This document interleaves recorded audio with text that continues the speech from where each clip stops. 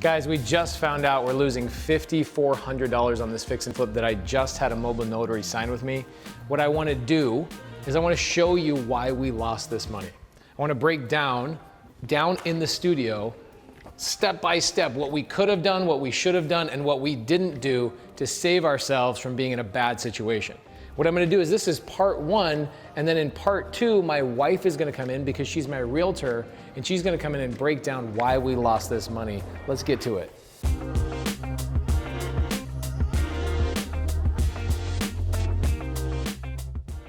Welcome to Pace's YouTube channel. My name's Laura. I'm the one who's lucky enough to share my life with the man, the myth, the legend. I'm also his real estate agent. So just wanted to chat about this Indian School Road flip and things that we could have done better and things that we came across that ended up kind of coming back and biting us in the butt at the end.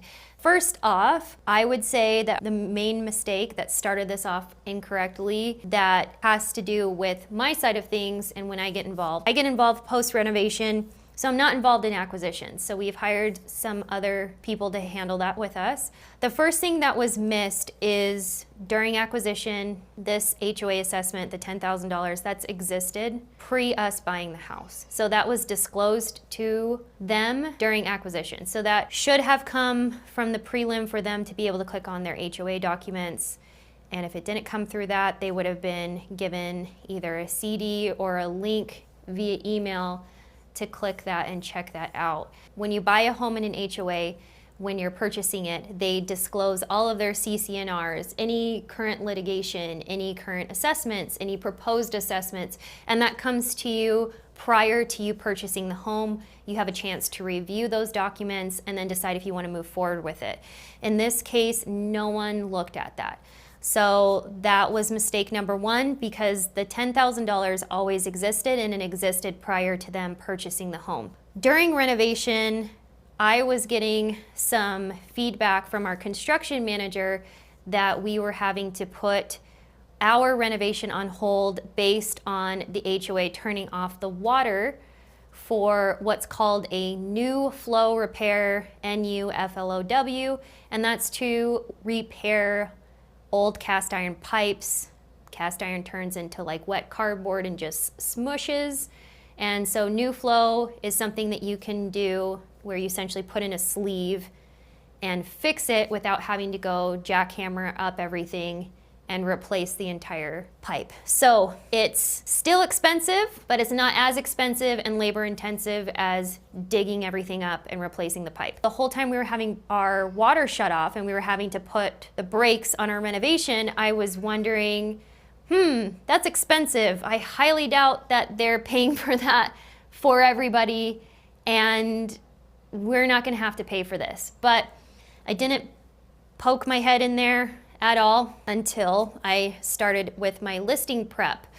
During listing prep, I contacted the HOA, and that's part of my job as a real estate agent, to make sure that I know what the current HOA dues are, if there's any proposed assessments, if there's any current assessments, and that's when I was told that there is a $10,000 assessment for that new flow repair. What's interesting is the buyer's agent that represented the buyer that purchased this home, he had actually sold a home in the same community a year ago, and he knew about the $10,000 assessment, but we didn't as a team. So number one thing, read your prelim. If you're not a paperwork person, make sure your transaction coordinator reads it for you and points out anything that's weird. Because if someone would have done this, probably wouldn't have bought the house, or maybe made a different decision, or maybe renegotiated with the seller. The second thing that I think was a determining factor for him losing money is this HOA. So not only was the house a studio, so no bedroom, and a one bathroom, which is a hard sell. It also was in an incredibly strict HOA with $275 a month dues. That's a hard sell for a buyer. The HOA is $275 a month. The HOA dues are $275 a month. Very common in a condo or a townhome. I can't tell you how many investors I work with who aren't contacting an HOA, or I'm the listing agent and we have a buyer who's bringing an investor and they're not contacting the HOA.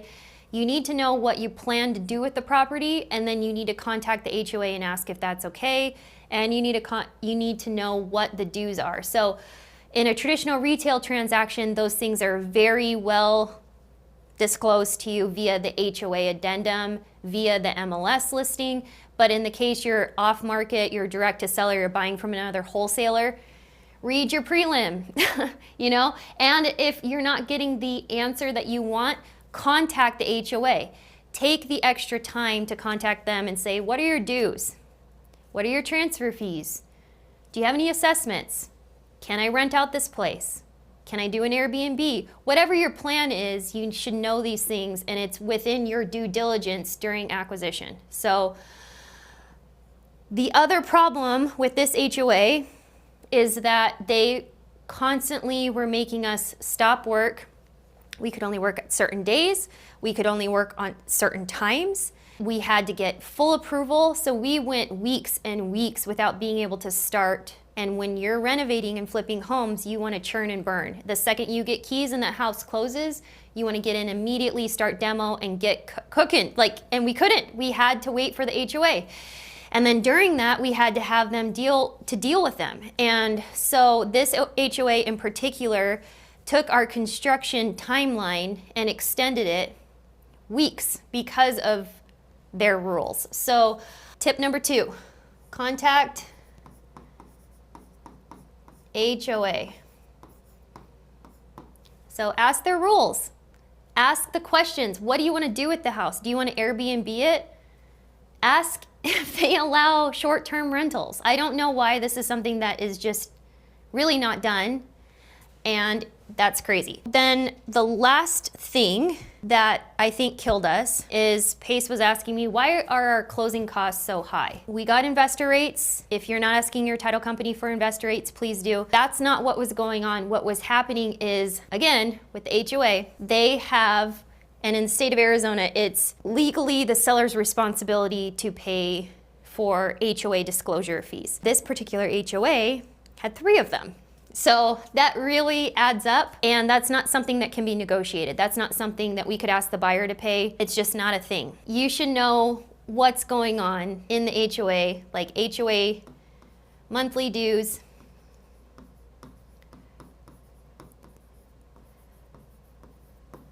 What are you gonna have to do when you buy the house? Do you have prepaid? Do you have 3 months prepaid? That's fine if the HOA is $65 a month, but it's $275 a month. Monthly dues, transfer fees, and their rules. They're a pain to get a hold of. It takes someone, and if it's not you, it's someone on your team taking the extra minute to understand why you're purchasing this home. And again, that's easy to do. All they need to do is, if they just handle your paperwork, they just handle your transaction, they just handle your escrows for your acquisition, all it would take is for them to shoot off a quick text, hey, what are you planning on doing with Indian School? We're planning on fixing and flipping. Perfect. They can then contact the HOA for you, spend the time on hold, contact the HOA management company, wait for a call back, and they can ask these questions for you to where you have the full picture so you can decide what to do and what not to do. This wasn't the best, but you know, you win some, you lose some. I think that a lot of these things could have been prevented, and probably in the case for this house, just not have purchased it at all. Either way, it was a fun project. We learned a lot. The team will get better and improve, and this is just part of being in the business. So you can't do everything yourself. At some point, you're gonna have to offload some of your responsibilities to help. You're just one person, and sometimes this stuff happens, and that's okay. Long story short, if you make mistakes like this, it's okay, we're human, we all do it. Between everyone on our team, we probably have decades of combined experience, and we're still making mistakes like this.